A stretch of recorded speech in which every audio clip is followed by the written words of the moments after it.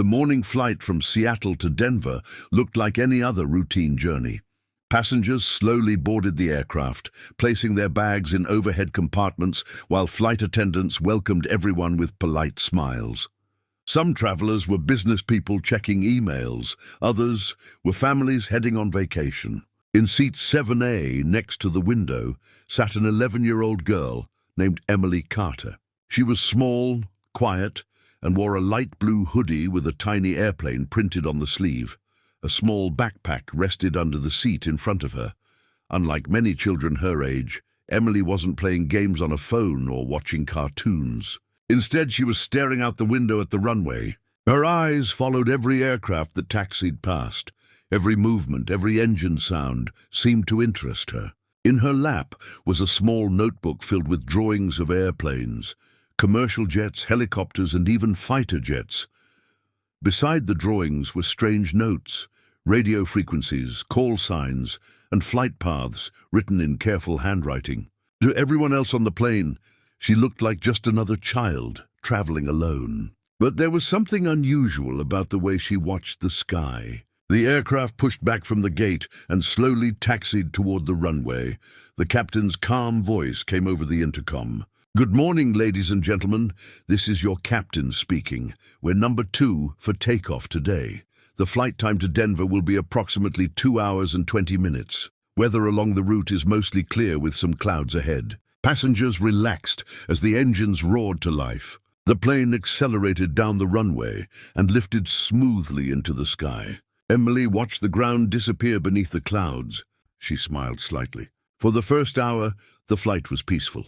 People watched movies, read books, or slept. Flight attendants moved quietly through the aisles serving drinks. A flight attendant named Laura noticed Emily sitting quietly by herself. She knelt slightly beside the seat. "Traveling alone?" she asked kindly. Emily nodded. "Are you visiting family in Denver?" "Yes," Emily replied softly. Laura noticed the notebook. "You really like airplanes, huh?" Emily opened the notebook a little. Inside were detailed drawings of aircraft cockpits and radio panels. Laura looked impressed. "These are amazing," she said. "Did someone teach you about planes?" Emily looked out the window again. "My dad," she said quietly. Laura smiled warmly. "Well, maybe one day you'll be a pilot." Emily didn't answer. Instead, she returned to watching the sky. Up in the cockpit, the captain and co-pilot monitored the aircraft as it cruised at 35,000 feet. Everything looked normal, until a warning light suddenly blinked on the navigation panel. The co-pilot frowned. "That's strange." "What is it?" the captain. "Navigation system glitch. GPS data is jumping." Asked. The captain checked the instruments. For a moment, the system corrected itself. Then it flickered again. The autopilot suddenly made a small adjustment to the aircraft's heading. "Autopilot shouldn't be doing that," the captain muttered. Outside the windows, dark clouds were forming far ahead. Air traffic control called over the radio. "Flight 271, we're seeing slight deviation from your assigned path. Confirm heading."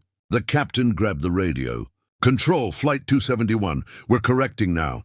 But the instruments were behaving strangely. The navigation display kept shifting between 2 different headings. Then the plane gave a sudden, uncomfortable shake. Passengers looked up nervously. Laura steadied herself against a seat. Another shake followed. The captain tried to manually override the autopilot, but the system hesitated. "That's not good," the co-pilot said. "What do we have?" the captain asked. "Navigation failure, possibly sensor conflict." The captain took manual control. But the storm ahead was getting closer, and the faulty navigation made it harder to keep the correct route. Air traffic control spoke again. "Flight 271, you are drifting toward restricted airspace. Correct immediately." The captain sighed. "Control, we're experiencing navigation malfunction. Request assistance." There was a short pause.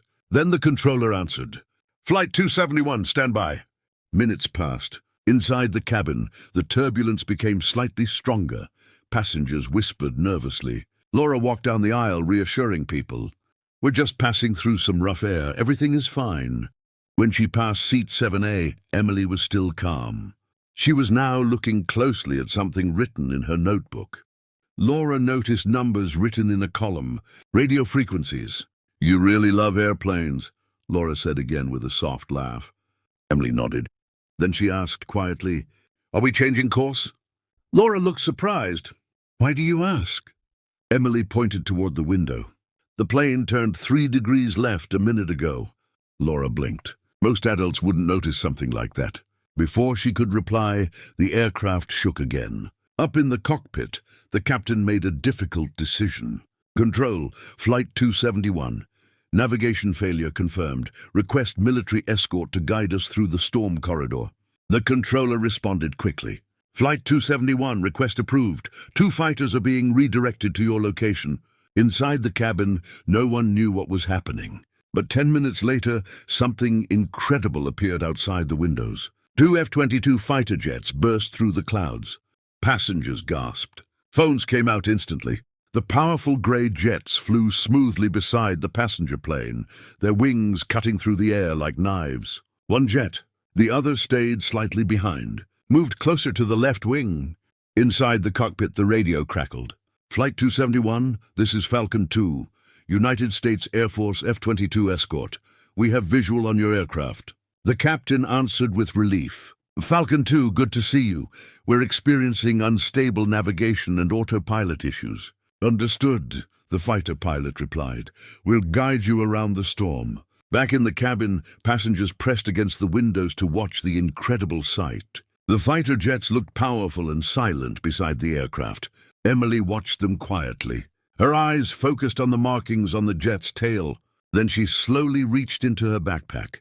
From inside, she pulled out a small headset cable and connected it to the emergency communication panel built into the seat armrest. It was rarely used. Almost no passenger even knew it existed, but Emily seemed to know exactly what she was doing. She turned a small dial. The radio frequency shifted. Up in the sky, the F-22 pilot suddenly heard a faint transmission, a small, calm voice. Not from air traffic control, not from the passenger plane cockpit, from somewhere inside the cabin. "Falcon 2. The pilot frowned. "This is call sign Eagle." Inside the fighter jet cockpit, the pilot's hand froze on the controls. For several seconds, he said nothing. Then he slowly spoke into the radio. "Repeat that transmission." Back in seat 7A, Emily looked out at the fighter jet flying beside the wing. She pressed the transmit button again. "This is call sign Eagle." Silence filled the radio channel. Inside the F-22 cockpit, the pilot looked at his co-pilot in shock. Inside the cockpit of the F-22 fighter jet, the pilot stared at the radio panel in disbelief. His co-pilot looked equally shocked. "Did that really just happen?" the co-pilot asked quietly. The pilot nodded slowly. "Yep. And if that voice said what I think it said..."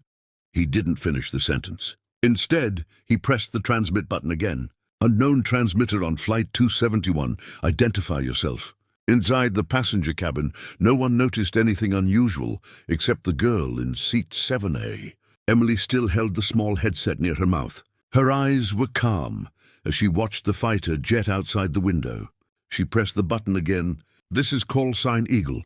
Up in the fighter jet, the pilot took a deep breath. His name was Major Ryan Mitchell, and he had been flying fighter aircraft for nearly 12 years. But the call sign Eagle was not just any name. It was a legend. Years ago, a famous Air Force test pilot had used that call sign. The man had been known for incredible flying skills and had saved several aircraft during dangerous experimental flights. His name was Colonel Daniel Carter. But according to official records, Colonel Carter had disappeared during yet someone was using his call sign. Major Mitchell pressed the radio again. No one had heard from him since. Classified test mission almost 10 years ago. "Call sign Eagle, confirm authentication phrase." Inside seat 7A, Emily closed her eyes for a moment, thinking carefully. Then she spoke softly. "The sky remembers every wing." Inside the F-22 cockpit, both pilots froze. "That's the phrase," the co-pilot whispered. Major Mitchell felt a chill run down his spine. It was the exact code phrase that belonged to Colonel Carter. Only a handful of Air Force pilots even knew it. Mitchell spoke again. "Eagle, where are you transmitting from?" There was a short pause. Then the quiet voice answered. "Seat 7A." The two fighter pilots stared at each other. "Did she say seat 7A?" the co-pilot asked. Mitchell nodded slowly. "That's inside the passenger plane." Back in the cockpit of Flight 271, the captain was still focusing on flying through the storm while following the F-22 escort. The turbulence grew stronger as the aircraft approached the edge of the dark cloud system. Rain struck the windshield like tiny bullets. The captain spoke to the fighters over the radio. "Falcon 2, we're getting heavy wind shear ahead." "We see it," Major Mitchell replied. "Stay on our heading." But even as he guided the aircraft, his mind was still focused on the strange voice. He switched frequencies again. "Seat 7A, identify yourself." Emily looked down at her notebook. Inside were drawings of fighter jets and flight instruments. Then she answered, "My name is Emily Carter." The name hit Major Mitchell instantly. "Carter," he whispered. He spoke carefully. "Emily, is Colonel Daniel Carter your father?" For a moment, Emily didn't respond. Outside the window, lightning flashed through the clouds. Finally, she answered, "Yes." Inside the fighter jet cockpit, silence filled the air. Mitchell's co-pilot leaned forward. "That means—" "Yes," Mitchell said quietly. "She's Eagle's daughter." Back in the cabin, the turbulence suddenly became stronger. Passengers gasped as the plane dropped slightly in the air. Overhead, bins rattled. The captain's voice came over the intercom. "Ladies and gentlemen, please remain seated with your seatbelts fastened." In seat 7A, Emily stayed perfectly calm. She continued watching the fighter jet beside the wing. Mitchell spoke again over the radio. "Emily, how do you know your father's call sign?" She answered softly. "He taught me." The fighter pilot frowned. "Taught you what?" Emily flipped through her notebook. "Flying, radio frequencies, emergency procedures." The co-pilot shook his head in amazement. "She's 11. Mitchell asked another question. "When did he teach you these things?" Emily's voice became quieter. "Before he left." "Left where?" She didn't answer that. Instead, she asked,